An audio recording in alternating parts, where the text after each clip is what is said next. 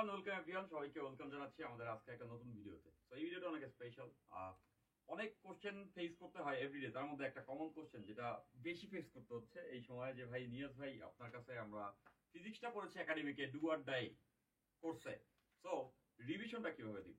তো আমরা ডেফিনেটলি সবাই আগত এইচএসসি পরীক্ষা নিয়ে কনসার্ন। তো 25 বছর যারা আছি তাদের এখন শেষ পর্যায়ে এসে সকল সাবজেক্টকে গুছিয়ে নেবার পালা, এবং এইচএসসিতে ভালো করাটাই কিন্তু আমাদের স্বপ্ন সফল হবার প্রথম স্টেপ, তাই না? কারণ স্বপ্নটা তো আমরা ডেফিনেটলি অনেক বড় দেখেছি, আমরা সবাই অনেক বড় বড় স্বপ্ন অবশ্যই দেখেছি যে এইচএসসিতে একটা ভালো রেজাল্ট করব, এরপর অ্যাডমিশন টেস্টে যাব, অ্যাডমিশন টেস্টে নিজের কাঙ্ক্ষিত ইউনিভার্সিটিতে ইনস্টিটিউশনে চান্স করে দিতে হবে, তাই না?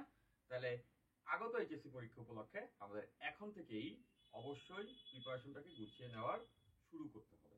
তো আমার সঙ্গে ডু অর ডাই 2.0 এ অলমোস্ট 1500 স্টুডেন্ট তোমরা আমার সঙ্গে প্রিপারেশন নিয়েছিলে, তাই না?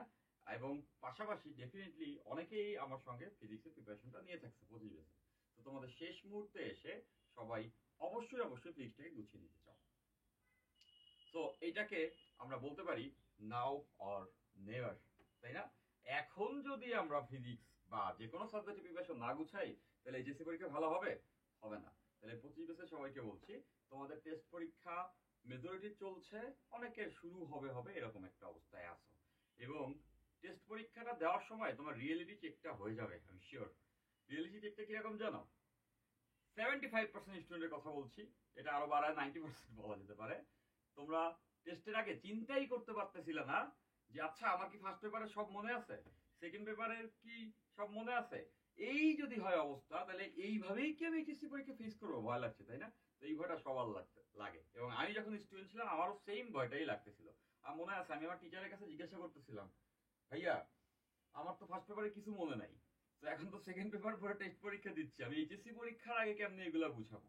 তখন টিচার আমাকে বলতেছিল তোমার মতো আমারও সেম চিন্তাটাই ছিল, সব মনে পড়ে যাবে, তাই না? সব মনে পড়ে যাবে। তো সবটা মনে পড়ে যাবে কখন? যখন আমরা সেটাকে রিভাইজ দিব, বা যেখানে যেখানে আমাদের গ্যাপ আছে সেইগুলা ফুলফিল করব। ঠিক আছে? তাহলে সবাইকে বলছি এই মুহূর্তে ডেফিনেটলি আমাদের একটা রিভিশন কোর্সের দরকার আছে।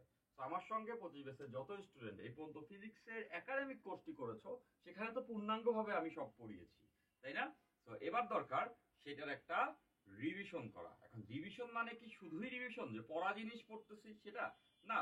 অনেক স্টুডেন্টই আছি যে হয়তোবা কিছু জিনিস পড়েছি বা অনেক জিনিসই পড়ি নাই।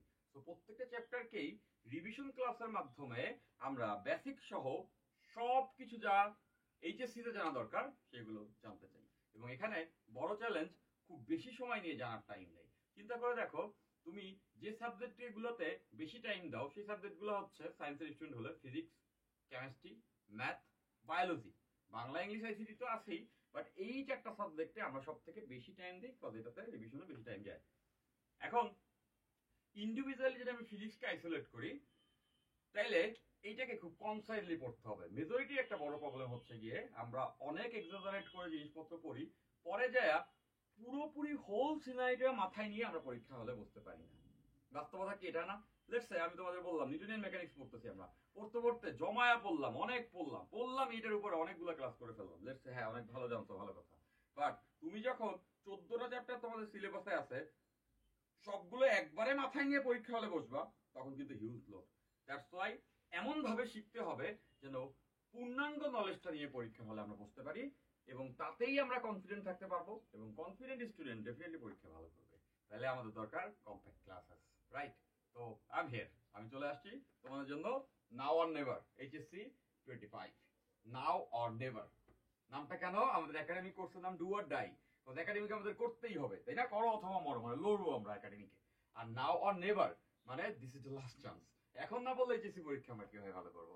তো সবার টেস্ট পরীক্ষা চলছে বা শুরু হবে, তো এই সময় আমি তোমাদেরকে জানাই রাখছি যে তোমাদের নিয়াজ ভাই তোমাদের জন্য 25 ব্যাচের জন্য ফিজিক্সের কিন্তু রিভিশন কোর্স নিয়ে আসছে, যেখানে 14টা চ্যাপ্টার, যেটা এইচএসসি পরীক্ষায় যা লাগে তা, বেহুদা কিছু না, পরীক্ষায় যা আসে তা। মানে বুঝতে তো পারছো, পরীক্ষায় এই মুহূর্তে ভালো করাটা would be our main priority. ঠিক আছে? তাহলে আমাদের এখানে কম্প্যাক্ট থাকতে হবে। তো দেখতেই পাচ্ছ 30টি ক্লাস, 30টি ক্লাস, 30টি ক্লাসের মাধ্যমে আমি তোমাদের ফিজিক্সের সব সবগুলো চ্যাপ্টার কম্প্যাক্টলি গুছাই দিব, মাথায় ডেফিনেটলি প্রত্যেকটা চ্যাপ্টারের প্রত্যেকটা কনসেপ্টের ফটোগ্রাফিক মেমোরির মতো করে সেটেল ডাউন করে দেওয়া হবে। তো 30টি কেন আছে? তো আমাদের 14টি চ্যাপ্টার, ফার্স্ট পেপার 7টা, সেকেন্ড পেপার 7টা। তাহলে বুঝতেছো ক্লাস নাম্বার কিরকম হবে। 7 7 14টি চ্যাপ্টার, দুটো করে ক্লাস হলে পার চ্যাপ্টারে 28টি ক্লাস হয়। আমাদের ক্লাস এখানে 30টি, এক্সট্রাও কিছু ক্লাস দরকার হবে। তার মানে বুঝতেছো কম্প্যাক্ট থাকতে হবে। এখন যদি কেউ বলো ভাই আপনি 2 চ্যাপ্টারে ভেক্টর পড়াবেন, হ্যাঁ 2 চ্যাপ্টারই পড়াইতে পারতে হবে। আমি যদি এই সময় রিভিশন ব্যাচে এসে ওই 2 ক্লাসে ভেক্টর না পড়ায় 5 ক্লাসে ভেক্টর পড়ায় ফেলি, তাহলে তুমি বুঝে দেখো যে 15টি চ্যাপ্টার 75টি ক্লাস হয়ে যাবে, তাই না? এবং তোমরা এটা বুঝতেছো ফিজিক্স কেমিস্ট্রি ম্যাথ সবগুলা যদি এরকম নাম্বার অফ ক্লাসেস হয়, তাহলে এইচএসসি পরীক্ষায় রিভিশনটাই বা কি দিবা, আর অত কিছু নিয়ে মাথায় কিভাবে তুমি পরীক্ষা হলে যাবা। So this is my responsibilities. আমি তোমাদের সব কিছু গুছিয়ে 2 ক্লাস, এক ক্লাসে বেসিক সব কিছু, লেটস আমি বলতেছি ভেক্টর পড়তেছি, হ্যাঁ তাহলে এক ক্লাসে, ক্লাসগুলো লম্বা হবে 2.5 ঘন্টার মতো হবে, হ্যাঁ। সো এক ক্লাসে আমরা বেসিক সকল সূত্র সবকিছু সুন্দর করে বুঝিয়ে দিচ্ছি, এবং দ্বিতীয় ক্লাসে আমরা সিকিউ এমসিকিউ প্র্যাকটিস করব। তোমরা যেভাবে করে আসলে শেষ সময় প্রিপারেশন নাও শেয়ার করে, এবং প্রত্যেকটি ক্লাস আমি নিব। So this is your time. আমাদের সঙ্গে তোমাদের এখন যুক্ত হতে হবে, ওকে? তো সেই ক্ষেত্রে দেখতেছো কোর্সের প্রাইস 999 999, তাই না? 999 এ ফোন দেন, মানে 999 এ হচ্ছে গিয়ে খুবই কম সাইজ প্রাইস, নিশ্চয়ই বুঝতে পারছো। কারণ আমি চাই যত স্টুডেন্ট আমার সঙ্গে যুক্ত হতে চাও, আমার সঙ্গে এই কোর্সটি করতে চাও, তারা এটাতে অবশ্যই যুক্ত হবা। ফিজিক্সের ম্যাক্সিমাম প্রিপারেশন নিয়ে ইনশাল্লাহ আমরা আমাদের কাঙ্ক্ষিত লক্ষ্যটাকে ছুঁয়ে দিব। আমার মনে আছে কোনো এক সময় কোনো একটা রিভিশন ব্যাচে আমি বলেছিলাম যে এই কোর্সের উদ্দেশ্য 200-তে 200 পাইতে চাই। তো এই কথাটা যখন আমি বলেছিলাম, এটা কি কমন কেস যে ফিজিক্সে 200-তে 200 পাবো?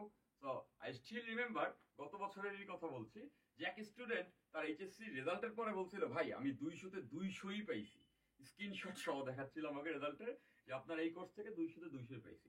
তো আমি এবারও স্বপ্ন দেখি এই কোর্সটি করে আমরা ফিজিক্সে 200-তে 200 পাইতে চাই।